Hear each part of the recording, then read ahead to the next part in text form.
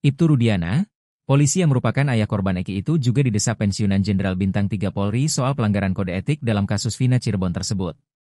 Sebagaimana diketahui selain sebagai ayah korban, Ibtu Rudiana dinilai punya peran dalam kasus kematian Vina dan Eki putranya pada 2016 terkait penangkapan para terpidana. Pada 2024 ini, para terpidana melawan membongkar perlakuan Ibtu Rudiana saat menangani kasus Vina Cirebon itu dinilai tak sesuai prosedur hingga dinilai melakukan pelanggaran etik. Bahkan Ibtu Rudiana dituding melakukan kebohongan dalam kasus Vina tersebut.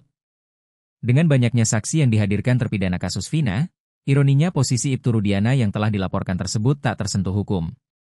Bahkan hingga kasus Vina tersebut di meja sidang peninjauan kembali atau PK, Ibtu Rudiana masih bertugas.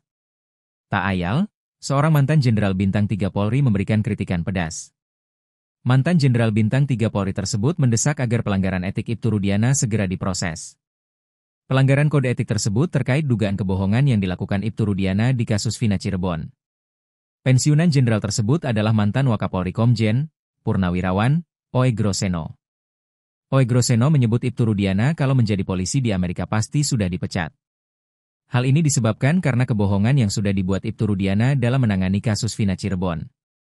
Diungkapkan Oegro, kebohongan Ibtu Rudiana tampak saat dia membuat laporan polisi kasus Vina Cirebon yang seolah-olah dia melihat, mendengar dan mengalami kejadian pembunuhan yang menimpa Vina dan Eki. Menurut Oegro, terkait masalah ini, Propam Polri harus turun tangan. Propam tidak perlu menunggu ada laporan polisi atau adanya keputusan hukum tetap atau inkrah, jika melihat ada pelanggaran yang sudah kasat mata. Jika secara kasat mata sudah terlihat ada pelanggaran etika profesi, maka harus ditindaklanjuti Propam.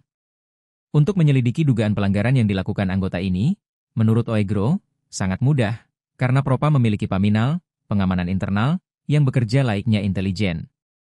Bahkan, kata Oegro, yang mantan Kadif Propam Polri ini, intelijen paminal itu lebih intel dibandingkan intelijen kepolisian.